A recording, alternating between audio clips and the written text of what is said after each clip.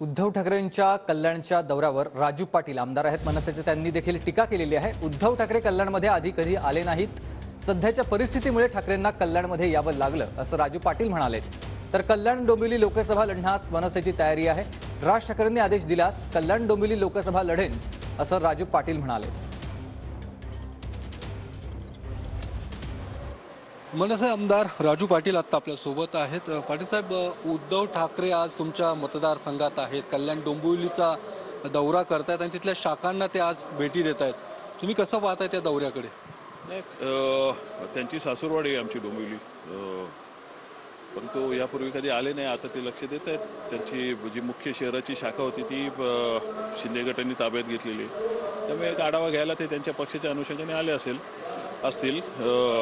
बाकी आम्ही कुठल्या दृष्टीने बघतो तर ते त्यांचं काम करतात, त्या दृष्टीने आम्ही बघतो। ऑब्व्हियसली आलेत, त्यांचं मला अजून काय माहिती नाही आली की अजून आलेत की नाही, परंतु धावता दौरा आहे त्यांचा आणि मला असं वाटतं खूप उशिरा आले ते तिथे, आधीच यायला पाहिजे होतं। या सगळ्या परिस्थितीमध्ये त्यांना यावं लागलं असं म्हणतो? ऑब्व्हियसली, कारण ती आमची जी लोकसभा आहे, कल्याण लोकसभा, ती माननीय मुख्यमंत्री साहेबांची सुपुत्र तिथे आमदार खासदार आहे, त्यामुळे महाराष्ट्रातली ती खूप लक्षवेधी अशी लोकसभा आहे। तुम्हाला जर राजकारण म्हणून खेळायचं असेल तर त्या लोकसभेत काही लोकांना बिझी ठेवायचं असेल तर तिथे लक्ष द्यायला पाहिजे होतं, तो त्यांनी दिलं नाहीये।